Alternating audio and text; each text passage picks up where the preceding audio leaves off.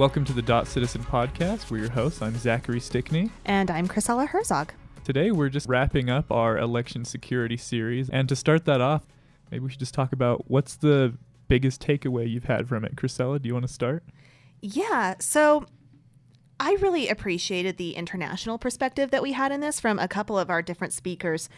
You know, I'd watched what has been happening in Ukraine ever since the Maidan revolution that happened there. So I've kind of been keeping an eye on things that have been happening in Ukraine. And I've had the chance to interview a couple of people from Ukraine's government before on my other podcast. But I'd never really had this sort of perspective on what's happening in their elections from them. And to me, that Ukraine sees this sort of interference explicitly as an act of war, I think that has some major international repercussions that we should think a little bit more seriously about. Especially if and Harry brought up the interference and things that had happened in places like Uganda and how there, when the voting outcomes were changed, it caused a riot. And similar things have actually happened in Kenya, and this sort of interference in disinformation in campaigns is also happening in Brazil. So we're seeing how this is affecting countries around the world in places that have more vulnerable election systems than our own, and how it's causing chaos in these places. You know, my background's in foreign policy. From a foreign policy perspective, we need to think pretty seriously about how this can cause a local flare-up of violence and what that could mean as far as regional and global violence as well. Yeah, absolutely. And, you know, actually, now that you've just brought that up, it kind of made me realize we have this to a degree even in the 2016 elections in the U.S. where Russian actors would create fake events, fake protests for groups like Black Lives Matter, or even like, various sort of Tea Party oriented groups. And it looked like they were trying to like bring these groups together and sort of spark something like that. Right. To my knowledge, I don't think any violent flare-ups happened as a result of that, but the possibility, is just that kind they of... were even trying that, and you see it online and online on Twitter too, where you see some of the people, especially on the alt-right, and maybe they're real people and maybe they're outside actors trying to cause a flare-up in tensions. You can't really tell anymore because it's all kind of meshing together, unfortunately, because it's working. But, you see these people talking about civil war and wanting to spark violence. And this episode is being recorded just a day after the guy who sent the 12 bombs to public officials through the mail was arrested. And so, you saw the car that he was driving and how he was bringing these memes into the world physically and, driving around Florida with it. So maybe something that we need to do later on is dive a little bit deeper into how this political dialogue online is also fostering radicalization. Yeah, and I liked one thing you said when we were talking offline was how his van looked like bringing 4chan to life. I think really that was did. Spot on. Or some of the darker corners of Twitter, because I've literally seen some of those memes on Twitter before. Oh, for sure. So his van was literally some of the darker corners of the internet coming into the IRL world. Right. And I think we can also, part of that is saying it jokingly, but I think, it's also, real, like that there's sort of a blurring of those boundaries. Because I think, oftentimes we see stuff like this online and think it's one thing, like, oh, it's just some weird person trying to, keyboard warrior, piss people off or something like right? That. Yeah. But now it's like, no, there's a guy who clearly is familiar with these spaces online and is sending, literal bombs, explosive packages in the mail to all kinds of different people. Right. And luckily nothing has happened with that in terms of someone getting hurt so far, but well, as far as the bombs go, but I would actually argue that this radicalization's been happening longer than that, especially in the space of violence towards women. There was one young man who was radicalized online to really deeply hate women. And so he went to his school campus in California and killed multiple women? Yeah. And this has been going back even farther than that to, I believe, 1987. There was a guy in Canada who killed multiple women, and he was radicalized by these sorts of messages too. So it's not something that is unique to our time, and people have been killed over it. But I think what is different now is that it's more accessible online. You can just open up Twitter. I've got Twitter on my phone. I can just open it up, type in a couple of select hashtags, and I'm there in some of these dark corners that are really inciting violence and trying to get people to murder each other. Yeah. So, what does that mean for our lives? That's, before it was, there's always this element of our society that has that predilection, I guess, to commit these sorts of acts, but it takes a spark to actually get somebody to act on that, I think. So, but what happens when that spark is so much more easily accessible through our social media connections? Yeah. Well, just got some good sunshiny thoughts for you all today. I am full of optimism, let me tell you. Well, just and to shift gears a little bit to one of the biggest things that I learned from this last series. Yeah. For me, it was just kind of the idea of, in hearing everything about election security and just, the way our elections are set up in the United States, I kind of really, bought into the idea that since our elections are managed in a really decentralized way, that kind of built in a lot of security to it. And I still think that is true to some degree.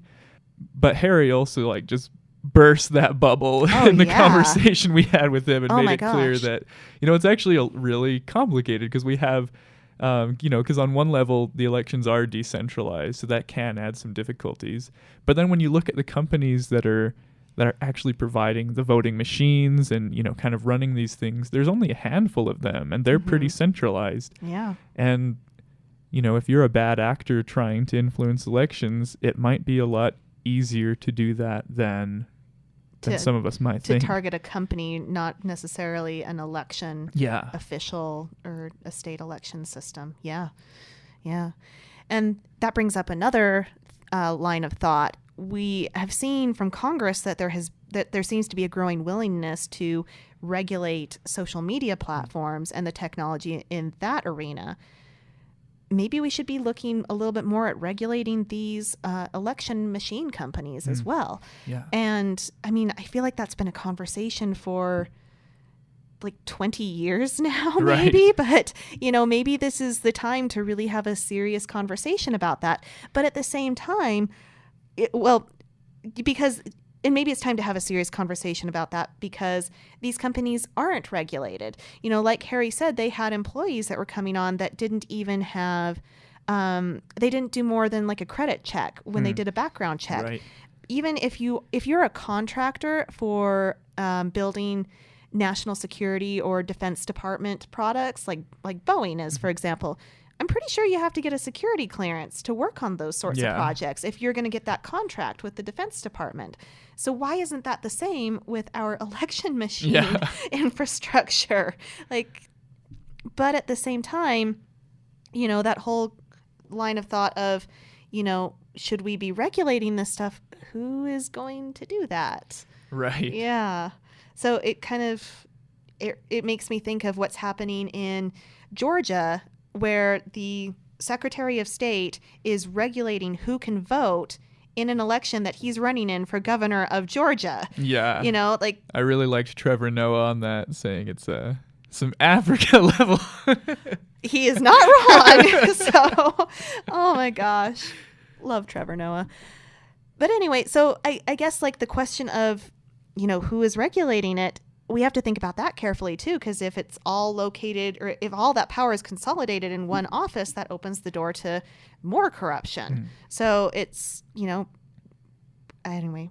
Yeah. We need to have some very serious adult conversations in this we country need to, about our election security. Address that more closely. Yeah. And I'm going to get on a soapbox for just a little bit of a second here. So, some of this chaos that we're seeing, I think, in our political systems globally and at home, it's not fully unexpected. We've entered the fourth industrial revolution, and in every change between these eras, there is chaos and disruption at the beginning of it as systems are upturned, things are disrupted, and, people take advantage of power vacuums. And that's what's going on right now.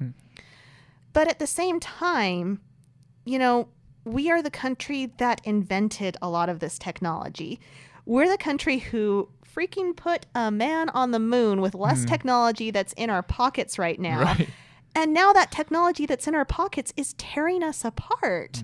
So we need to have some better conversations about this, some sober adult conversations as a country about how to actually approach these things. We need some real leadership on this issue, wherever it ends up coming from. But we need to get our act together, because we can solve these issues. For sure.